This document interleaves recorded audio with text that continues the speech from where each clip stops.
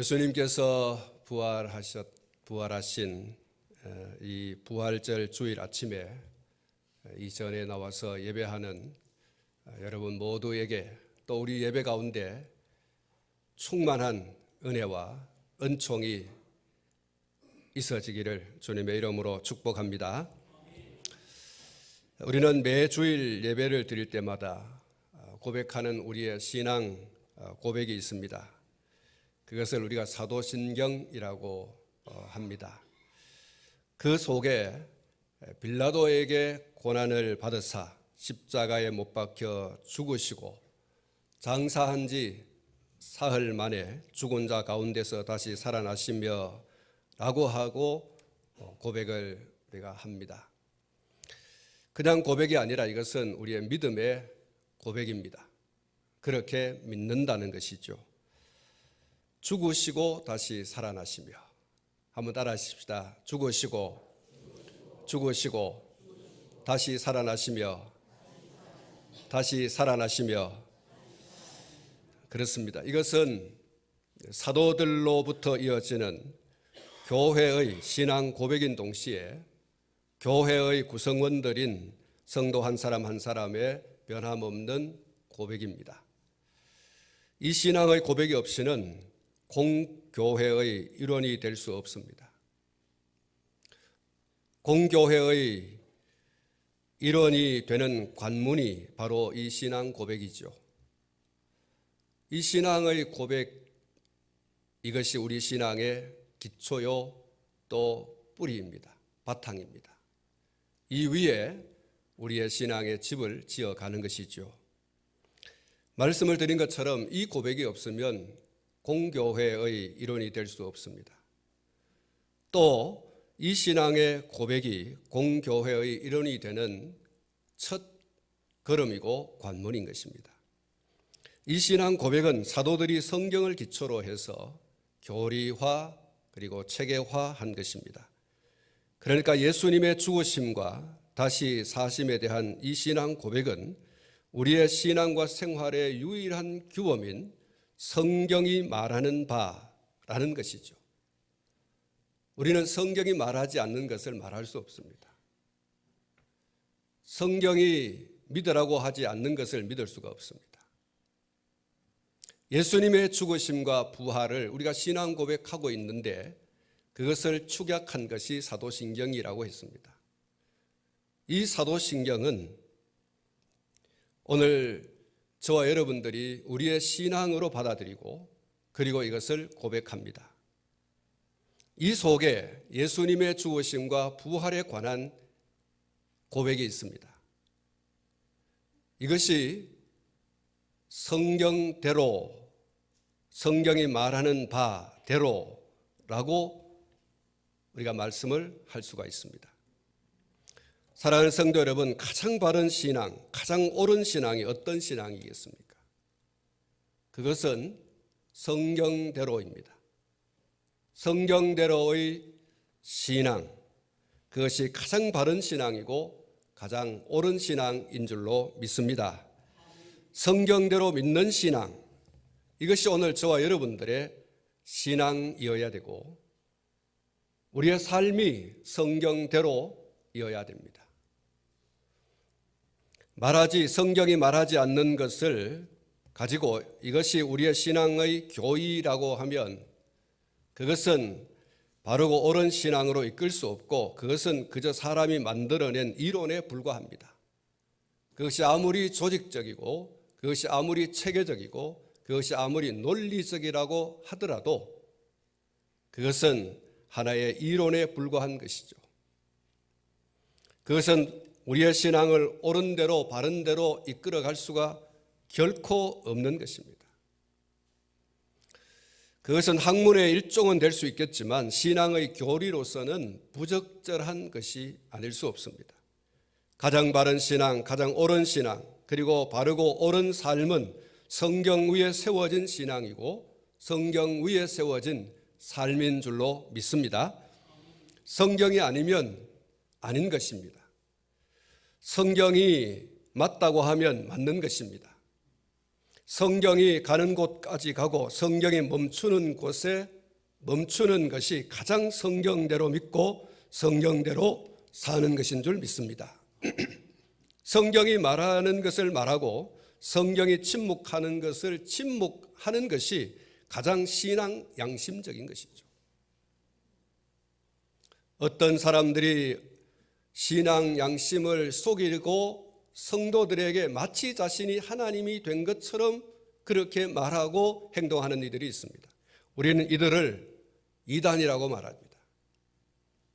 성경이 말하지 않는 것을 말하고 성경이 가지 않는 곳에 가고 성경이 보여주지 않는 것을 보았다고 하고 이들이 바로 이단이고 사이비인 것이죠.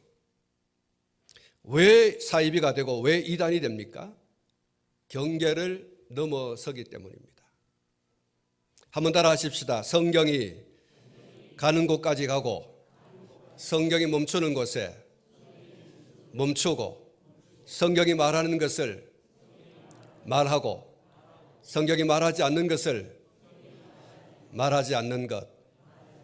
여러분, 이것이 가장 신앙 양심적인 것입니다. 이 경계를 넘어서면 이단이 되고 이 경계를 넘어서면 사이비가 되는 것입니다. 사랑하는 성도 여러분, 예수님의 죽음과 부활은 성경이 말하는 것입니다. 그대로 믿고 그대로 고백하면 될 줄로 믿습니다. 특별히 바울 사도께서 예수님의 죽으심과 부활을 이야기하면서 무엇이라고 이야기하고 있습니까? 예수님의 죽으심도 성경대로요, 예수님께서 죽은 자들 가운데서 다시 사심도 성경대로이다, 이렇게 말하고 있습니다. 예수님의 죽으심과 다시 사심의 이야기는 어느 명성 있는 작가가 지어낸 창작 소설도 아니고 그런 인물이 있었고 그런 일이 있었단다라고 하는 가설 혹은 설화도 아닙니다. 오늘 고린도전서를 쓴 바울이 지어낸 이야기도 아닙니다. 꾸며낸 이야기가 아니라는 얘기입니다. 예수님의 죽으심과 부활은 첫째로 그 인물이 역사적 인물이다라는 것입니다. 예수님의 그 존재가 역사적인 실제, 사실로 예수님은 세상에 존재하셨다라는 것을 이야기하고 있고, 두 번째는 예수님의 죽으심이 역사적 사실에 의한 실제다라는 것입니다. 그리고 세 번째로는 예수님의 부활이 역사적 사실에 의한 실제다. 사랑하는 성도 여러분, 예수님 자신이 실제적 인물이고 예수님의 죽음도 실제적인 것이고 예수님의 사심도 실제적인 것이다. 성경대로, 바울이 말하고 있는 성경대로 죽으시고 성경대로 다시 살아나셨다라고 하는 이 이야기는 이 세 가지를 이야기하고 있습니다. 다시 한번 여러분에게 말씀드립니다. 예수님은 실제적 인물이었습니다. 예수님은 실제로 죽으셨습니다. 예수님은 실제로 다시 사셨습니다. 할렐루야. 여러분, 이것을 속히 소위 실제 팩트라고 해야 하는 거죠. 이건 사실이에요. 바울이 이야기하고 있는 이 성경대로라고 하는 이야기가 바로 이 세 가지를 강력하게 이야기하고 있는 것입니다. 예수님은 성경대로 오셨고 성경대로 사셨고 성경대로 고난과 죽음을 당하셨고 성경대로 다시 살아나셨고 성경대로 승천하셨고 그리고 이제 성경대로 다시 오실 줄 믿습니다. 여러분, 이것이 예수님에 관한 이야기예요. 이거는 실제적으로 있었고 또 앞으로 실제적으로 일어날 일입니다. 예수 그리스도는 이스라엘에서 탄생했다라고 하는 것은 이미 예언되어진 것입니다. 민수기 24장 17절 말씀에 그 말씀이 기록이 되어져 있고 또 마태복음 1장 1절부터 17절 말씀은 그것의 성취를 이야기해 주고 있습니다. 다윗의 가문 유다 족속에게서 탄생하실 것에 대해서 창세기 49장 10절과 이사야 11장 1절에 예언되어져 있습니다. 그리고 그 성취에 대한 기사는 누가복음 1장 31절에서 33절에 기록이 되어 있습니다. 예수님께서 베들레헴에서 탄생할 것을 예언한 곳이 미가서 5장 2절 말씀인데, 이 말씀의 성취가 마태복음 2장 4절에서 6절과 누가복음 2장 4절에서 7절 말씀에 기록이 되어져 있습니다. 동정녀의 몸에서 탄생할 것을 이사야 7장 14절에 예언을 했고, 그리고 마태복음 1장 18절과 23절에서는 그 성취에 대한 기사가 자세하게 기록이 되어 있습니다. 또 예수님의 생애와 고난과 죽음 등에 관해서 특별히 이사야 선지자가 이사야 53장에서 잘 말씀해 주고 있습니다. 우리가 잘 아는 대로 이사야 53장은 고난받는 종에 대한 예언의 말씀이죠. 그 예수님의 죽음에 관해서 당신 스스로 예언을 하셨고, 그 예언대로 예수님께서는 죽으셨습니다. 예수님께서 당신의 죽음에 대해서 3차례나 말씀을 직접적으로 하셨습니다. 마가복음 8장 31절 말씀에 보면 인자가 많은 고난을 받고 장로들과 대제사장들과 서기관들에게 버림받아 죽임을 당하고 사흘 만에 살아나야 할 것을 비로소 그들에게 가르치시되 라고 했습니다. 예수님께서는 직접적으로 당신이 누구에게 버림당하고 누구에게 죽임을 당하고 라고 하는 말씀을 하셨고, 그리고 당신이 사흘 만에 죽은 자들 가운데서 다시 살아난다라고 하는 것을 구체적으로 말씀을 하셨습니다. 마가복음 9장 31절 말씀에 보면 예수님께서 두 번째 당신의 죽음에 관한 말씀을 하시고 부활에 관한 말씀도 하셨습니다. 이는 제자들을 가르치시며 또 인자가 사람들의 손에 넘겨져 죽임을 당하고 죽은 지 3일 만에 살아나리라는 것을 말씀하셨기 때문이더라. 예수님께서는 당신의 죽음에 관한 한, 당신의 죽은 자들 가운데서 다시 살아나는 것에 관한 한 직접적으로 구체적으로 말씀하셨습니다. 누구에 의해서 죽고 누구에 의해서 죽임을 당하여 다시 살아날 것을 예수님께서 말씀하신 겁니다. 세 번째로 주님께서 당신의 죽음에 관한 말씀을 하시고 부활에 관한 말씀을 하셨는데, 마가복음 10장 33절로 34절의 말씀입니다. 보라, 우리가 예루살렘에 올라가노니 인자가 대제사장들과 서기관들에게 넘겨지매 그들이 죽이기로 결의하고 이방인들에게 넘겨주겠고 그들은 능욕하며 침뱉으며 채찍질하고 죽일 것이니 그는 3일 만에 살아나리라 하시니라. 할렐루야. 예수님은 당신의 죽음에 대해서 이렇게 직접적으로, 또 부활에 대해서도 직접적으로 말씀을 하셨지만 또 간접적으로도 예수님께서는 여러 차례 말씀을 하셨습니다. 마태복음 17장 2절 말씀해 보시면 변화산에서 내려오시면서 세례 요한이 죽음을 당했던 것과 같이 자신도 죽임을 당할 것이다 라고 말씀하신 것을 볼 수가 있습니다. 내가 너희에게 말하노니 엘리야가 이미 왔으되 사람들이 알지 못하고 임의로 대우하였도다. 인자도 이와 같이 그들에게 고난을 받으리라. 이렇게 말씀을 하셨습니다. 마가복음 10장 45절 말씀에 보면 제자 야고보와 요한이 출세에 대해서 언급을 했을 때 예수님께서 당신의 죽음에 관한 말씀을 하십니다. 인자가 온 것은 섬김을 받으려 함이 아니라 도리어 섬기려 하고 자기 목숨을 많은 사람의 대속물로 주려 함이니라. 마태복음 26장 2절 말씀에 보면 예수님의 생애 마지막 주간에 자신의 죽음에 관한 것을 말씀하고 계십니다. 너희가 아는 바와 같이 이틀이 지나면 유월절이라 인자가 십자가에 못 박히기 위하여 팔리리라 하시더라. 마태복음 26장 12절 말씀에 보면 배다리 나병 환자 시몬의 집에서 한 여인이 향유를 붓자 자신의 죽음에 관해서 말씀을 하십니다. 이 여자가 내 몸에 이 향유를 부은 것은 내 장례를 위하여 함이니라, 이렇게 말씀하십니다. 마태복음 26장 24절에 보시면 최후의 만찬성에서 예수님께서 성만찬을 제정하시면서 당신의 죽음을 이야기하십니다.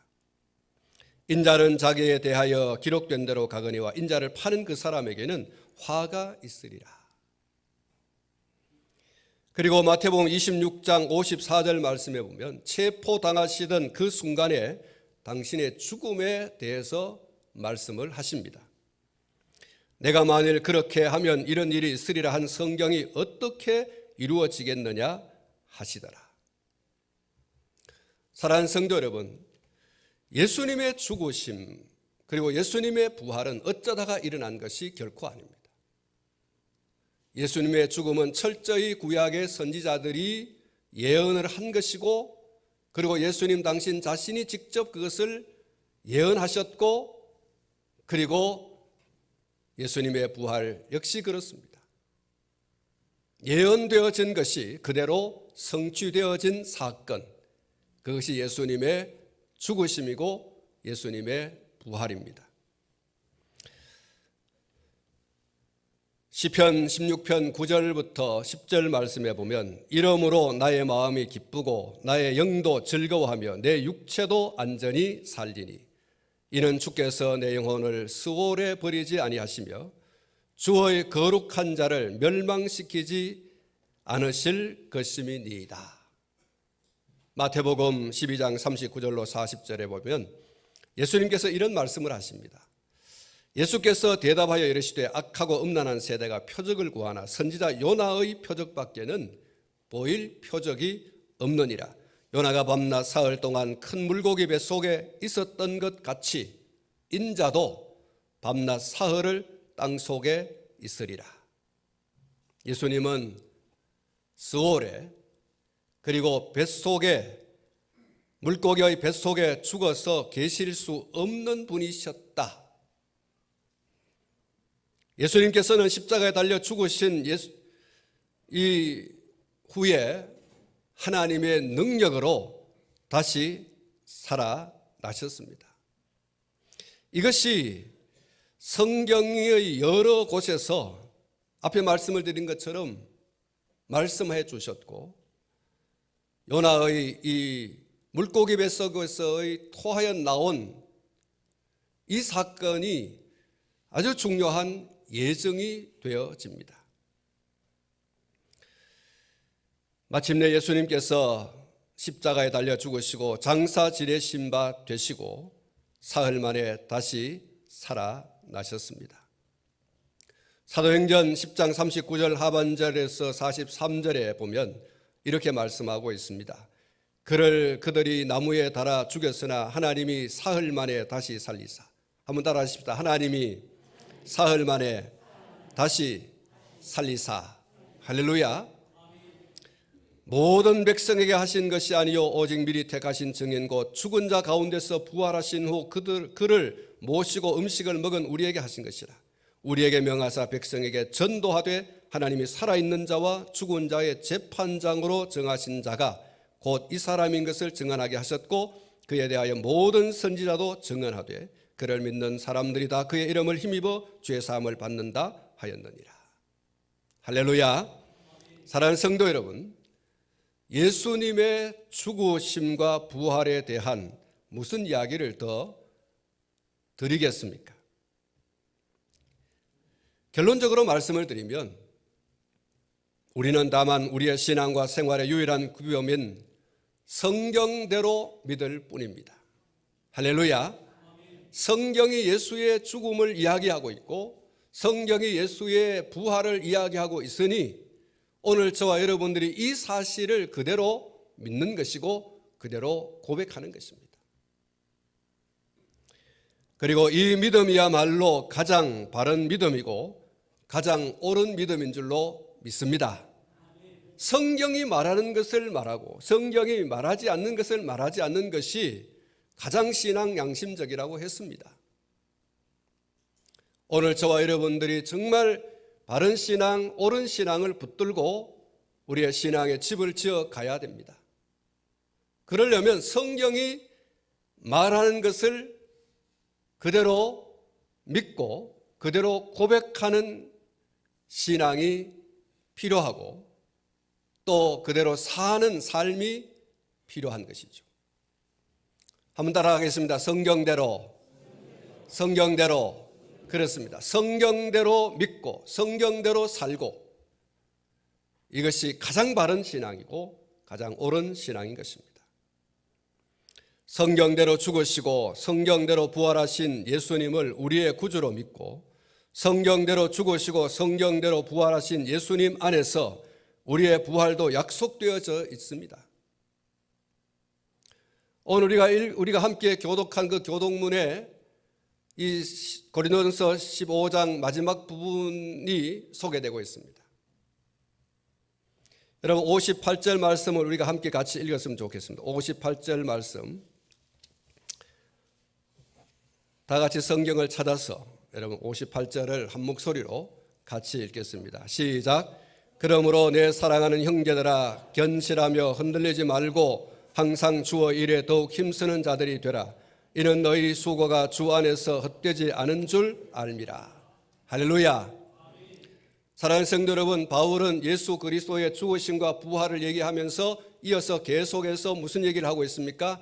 우리의 부활도 있다라는 얘기를 합니다. 성경대로 죽으신 예수, 성경대로 다시 사신 예수, 그는 부활의 첫 열매가 되셨고 두 번째 열매, 그에게 붙은 자들인 오늘 저와 여러분들에게 부활이 있다라는 것을 이야기하고 있습니다. 그러므로 오늘 저와 여러분이 예수의 죽음을 믿고 예수의 부활을 믿고 동시에 그 안에 있는 오늘 저와 여러분들, 그를 믿는 이 죽음과 부활을 믿는 성도들, 예수의 사람들에게도 여전히 부활이 있을 것을 믿는 그 소망 안에 서 있어야 할 줄로 믿습니다. 여러분 이것이 성경대로입니다. 이 신앙을 붙들고 58절 그러므로 내 사랑하는 형제들아 견실하며 흔들리지 말고 누구든지 어떤 사람들이 부활이 없다 죽은 자의 부활이 없다라고 할지라도 그것이 군중을 이루어서 무리를 이루어서 그렇게 대대적으로 그렇게 이야기한다 할지라도 내 사랑하는 형제들아 견실하며 흔들리지 말고 항상 주의 일에 더욱 힘쓰는 자들이 되라. 그 소망을 붙들고 그 믿음 안에서 맡겨진 일에 최선을 다해서 살아가는 삶을 살아가는 자들이 되라. 죽어도 다시 사는 부활의 소망을 부여잡고 흔들리지 말고 주의 일에 더욱 힘쓰는 자들이 되라.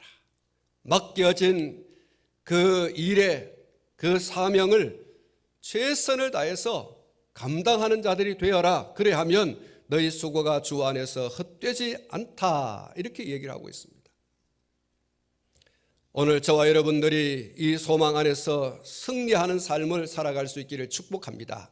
죽었다가 다시 살아 우리에게 부활의 생명을, 부활의 소망을 주신 그 주님 안에서 오늘 저와 여러분을 흔들리지 말고 견고하게 서서 우리에게 맡겨진 그 일에 최선을 다하는, 성실하게 일하는 충성된 일꾼으로 살아가는 그런 저와 여러분이 되기를 축복합니다. 오늘 이 본문 말씀에 보면 바울 사도가 이렇게 얘기합니다. 예수 그리스도의 부활은 앞에 말씀을 드린 것 창작이 아니고 소설이 아니고 그리고 무슨 설화가 아니다라고 하는 것을 확실하게 하기 위해서 증인들을 이야기하고 있습니다. 오늘 이 본문 말씀 5절 이하의 말씀을 보면 게바에게 보이시고 후에 12 제자에게와 그 후에 500여 형제에게 일시에 보이셨나니 그 중에 지금까지 대다수는 살아있고 어떤 사람은 잠들었으며 그 후에 야고보에게 보이셨고 그 후에 모든 사도에게와 맨 나중에 만삭되지 못하여 난자 같은 내게도 보이셨느니라. 할렐루야. 그랬습니다. 누가 이것을 부인할 수 있는, 이거는 역사적 사실, 실제다. 법에도 증인이 없으면 그 고소가 성립되지 않습니다. 확실한 증거와 증인이 없으면 그것은 사건이 될 수 없습니다. 예수님의 부활은 이와 같은 많은 증인이 있습니다. 실제 살아있는 자들이 있고 물론 죽은 자들도 있다고 이야기하고 있습니다. 한 사람이 보았을 뿐만 아니라 심지어 500여 형제가 일시에 예수의 죽음을, 부활을 목도했다라고 얘기하고 있습니다. 죽음도 여러 사람들이 목도했지만 예수님의 부활도 마찬가지입니다.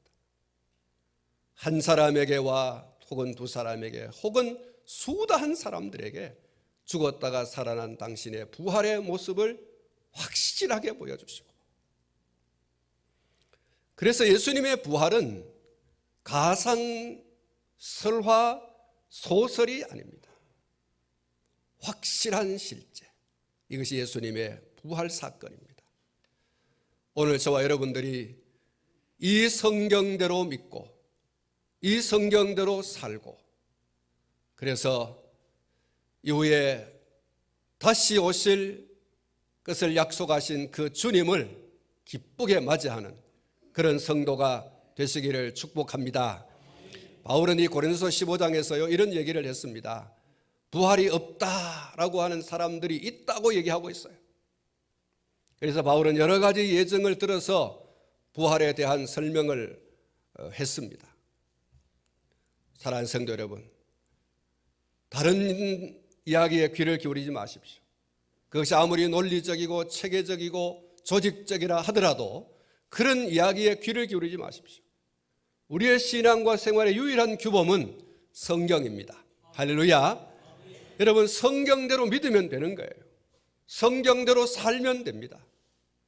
그것이 가장 바른 신앙, 옳은 신앙이라는 사실을 기억하면서 성경이 말하고 있다, 그렇게 오늘 저와 여러분들이 확실하게 이야기하고 이것을 붙들고 주 다시 오실 때까지 흔들리지 말고 견고하게 주의 이름만 힘쓰고 나아가는 성도 되시기를 주님의 이름으로 축복합니다.